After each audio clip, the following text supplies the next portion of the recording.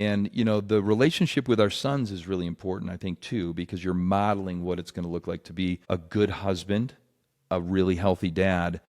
I think that they need to see that play out in your relationships. And, the relationship with their dad, the dad is the only man in their life that is going to want them to be better than them.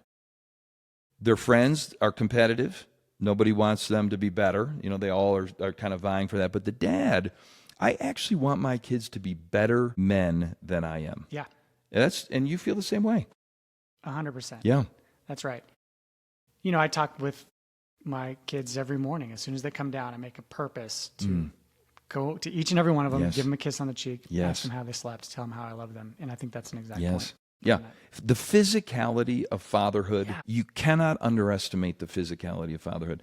I've heard dads that say, well, I'm not really a physical touch guy. I don't care. I don't even care a little bit, because as a dad, you're going to be. Yeah. And so for me, I'm a very physical person. I'm a hugger. But I would always close the gap. So whenever there was an emotional distance between a child, I would close the physical gap. Closing the physical gap leads to closing the emotional gap. So I would put my arm around him. I would wrestle with him. I would play with him. And it unlocks whatever that disruption is. Then you can deal with it. Yeah, but that physicality of fatherhood is a really important piece. If nothing else, just roughhousing. Roughhouse. Oh, yeah.